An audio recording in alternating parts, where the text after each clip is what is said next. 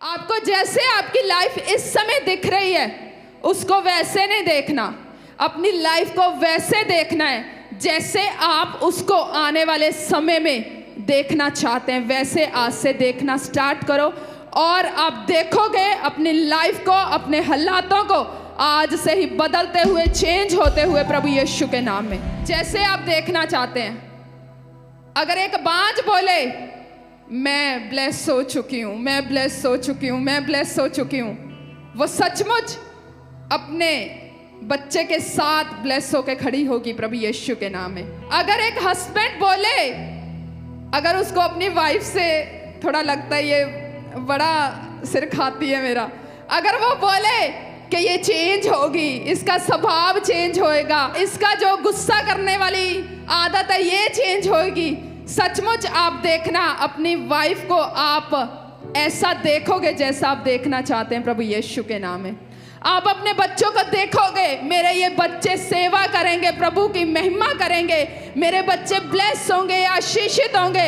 आप देखना आने वाले समय में आप अपने बच्चों को वैसा बनता हुआ और वैसा करते हुए देखोगे प्रभु यीशु के नाम में। दुष्ट आत्माओं से जकड़ा हुआ व्यक्ति बोले कि मैं आजाद हो चुका हूं, उसका मेरे जीवन पे कोई अधिकार नहीं है, क्योंकि मैं जो हूं वो परमेश्वर का बेटा और बेटी हूं। जो मेरे अंदर सामर्थ है वो बड़ी है, जो वो करने की कोशिश कर रहा है मेरे जीवन में उसकी कोई ताकत बड़ी नहीं है। जो मुझे परमेश्वर ने सामर्थ दी है सांपों और बिच्छुओं को रौंदने की और शत्रु की सारी सामर्थ के ऊपर परमेश्वर ने बोला मैंने कलीसिया को अधिकार दिया है और आप अपने हालातों को बदलोगे, चेंज करते हुए देखोगे प्रभु यीशु के नाम में। इसलिए जितने लोग ऐसे हैं जो बोलते हैं मुझे दुष्ट आत्मा के मुझे बार बार अटैक होते हैं, आज से ये बोलना बंद करो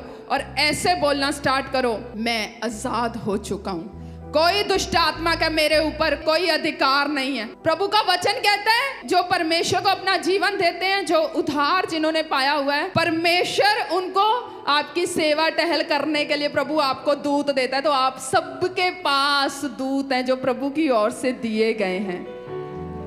जो आपके पास है आपको परमेश्वर ने दूत दिए हैं, स्वर्ग दूत आपके लिए कार्य करते हैं, परमेश्वर के दूत आपके लिए कार्य करते हैं, आपको वो सुरक्षा देते हैं, आपके वो मार्गों को वो सीधा करते हैं, आपके लिए वो मार्ग जो है वो तैयार करते हैं। तो इसलिए अपने आप को ऐसा समझना है कि परमेश्वर के दूत मेरे साथ हैं। शैतान तू तो मेरी ओर देखने की भी कोशिश नहीं कर सकता, तू मेरे पास क्या आएगा। ऐसे अपने मन को, अपने माइंड को ऐसे तैयार करना है। तो देखना आप प्रभु यीशु के नाम में गवाही देते हुए खड़े होंगे प्रभु यीशु के नाम में। परमेश्वर ने आपको दूत दिए हैं जो आपके लिए कार्य करते हैं। जब हम इब्राहिम के बारे में पढ़ते हैं तो जब इब्राहिम ने बोला अपने सेवक को कि जाके ना तू इसहाक के लिए एक लड़की देख के लेके आ जो उसकी पत्नी हो, तो उसने कहा कि जो मेरा यहोवा परमेश्वर है ना वो अपने दूतों को भेजेगा और वो तेरे कार्य को जो है सफल करेगा, वो मार्गों को तैयार करेगा और तेरे लिए वो दूतों को भेजेगा ताकि वो जो कार्य वो सफल हो सके। तो परमेश्वर ने आपको दूत दिए हैं जो आपके लिए मार्गों को तैयार करते हैं, आपके कार्यों को वो सफल करते हैं। तो इसलिए जो परमेश्वर ने आपको ऑलरेडी अधिकार दिया हुआ है उसको आज से काम में लेके आना सीखो कि जो परमेश्वर ने ऑलरेडी आपको अधिकार दिए हुए हैं। आज कलीसिया के पास अधिकार है, परमेश्वर ने आपको अधिकार दिया हुआ है, पर जो आपके पास ऑलरेडी है उसको इस्तेमाल करना सीखो। प्रार्थना की एक ताकत है, उसको यूज करना सीखो। प्रार्थना को जब आपको लगता है कि हाँ, कई बार एक व्यक्ति की लाइफ में जब हालात आते हैं, कुछ भी होता है, वो प्रार्थना करने की बजाय कुछ और ही वो करने लग जाते हैं। जैसे किसी व्यक्ति के पास कोई चाबी तो होती है पर उसको पता नहीं इसको खोलना कैसे, इस चीज को कैसे खोलना है। तो ऐसे प्रार्थना को यूज करना सीखो अपने हालातों में। ऐसे शैतान के सामने ऐसे उसको मुंह तोड़ जवाब देना सीखो प्रभु के वचनों से, क्योंकि परमेश्वर ने ऑलरेडी आपको अधिकार दिए। प्रभु का वचन कहता है मैं जो नम्र है, जो दीन है, मैं उनके ऊपर दया करता हूं। जब आप नम्र और दीन होंगे प्रभु आपके ऊपर दया करेगा। तो अपने आप को नम्र करना है परमेश्वर के आगे, दीन करना है परमेश्वर के आगे। प्रभु जो है वो आज कल आपका आने वाला सारा समय जो है वो परमेश्वर जानता है। परमेश्वर के सामने अपने आप को दीन करके, नम्र करके, जिस तरह हम वचन में पढ़ते हैं, जब एक कोढ़ी आया तो उसने बोला कि प्रभु, उसने आके अपने आप को परमेश्वर के सामने दीन किया, नम्र किया, प्रणाम किया और बोला प्रभु अगर तू चाहता है तो मेरे ऊपर दया कर। प्रभु कहते मैं चाहता हूं तू चंगा हो जा। हालेलुया। प्रभु चाहते हैं आपके हालात बदल जाएं। परमेश्वर चाहते हैं कि प्रभु चाहते हैं ऑलरेडी आपको ब्लेस करना, पर अपना मोटिव जो है, अपना जो आपकी लाइफ में एक परमेश्वर से मांगने से पहले आपको ये दिखाना पड़ेगा कि प्रभु मैं इस आशीष को क्यों चाहता हूं तेरे से। जितने भी लोगों ने बाइबल में, जितने भी लोग आए, उन्होंने प्रभु यीशु मसीह के ऊपर विश्वास किया। 12 साल लहू बहने वाली औरत आई, कहती मैं तेरे पल्ले को छू लूंगी तो मैं चंगी हो जाऊंगी।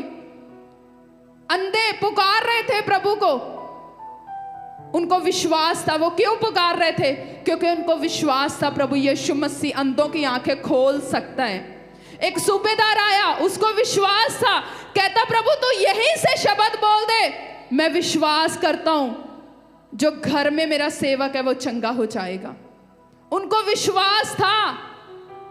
प्रभु यीशु मसीह ने, प्रभु का वचन कहता है, उसने आपकी सारी दुर्बलताओं को सह लिया, उसने आपकी बीमारियों को उठा लिया है।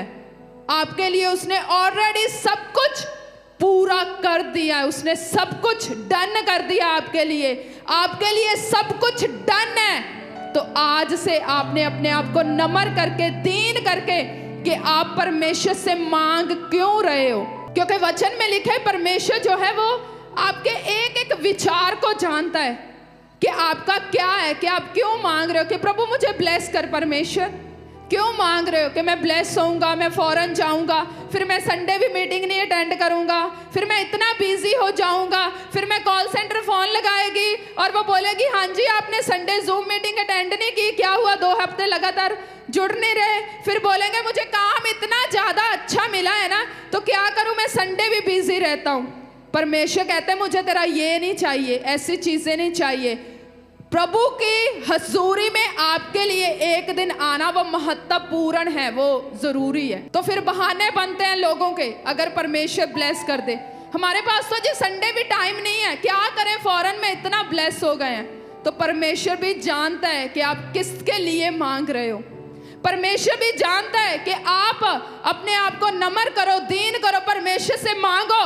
वो कहती प्रभु मुझे दे पुत्र, मैं तेरे कामों के लिए दे दूंगा। आज रखते हो परमेश्वर के आगे कि प्रभु मुझे दे ये आशीष, सबसे पहले मैं तेरे कामों को करूंगा। हर एक जन जो यहाँ पे बैठा है, मेरी आवाज को सुन रहे, आगे से लेकर पीछे तक, चाहे आपका कुछ भी क्यों ना है, चाहे आप जो कुछ भी करते हैं, पर ये सिर्फ एक हमारा, एक पास्टर का ही काम नहीं है प्रभु की सेवा करनी। हर एक विश्वासी का काम है प्रभु की सेवा करना, हर एक जन का जिसने प्रभु को जीवन दिया है। हम परमेश्वर के अलग अलग अंग हैं, तो ये समझना पड़ेगा आपको, ये आपको समझना पड़ेगा कि मैं सबसे पहले, अगर आप परमेश्वर से मांग रहे हो, खुदा से आप मांग रहे हो कि प्रभु मुझे ब्लेस कर, मुझे चंगा कर, मुझे अच्छी सेहत दे। आज मांगो तो सही कि प्रभु मुझे अच्छी सेहत दे, मैं शनिवार आके और एतवार सुबह आके तेरे भवन में कामों को करूंगा, दरियां लगाऊंगा, बिछाऊंगा, चेयर साफ करूंगा। मैं आपको यहां से बोलती हूं, परमेश्वर आपको चंगा करेगा अगर ऐसा लक्ष्य रखोगे। मैंने गवाहियां सुनी है जब लोगों ने बोला प्रभु हमें ब्लेस कर, हम तेरे कामों के लिए जिएंगे, प्रभु तू हमें चंगा कर, मैं तेरे भवन में सेवा करूंगी, मैं तेरे भवन में सेवा करूंगा।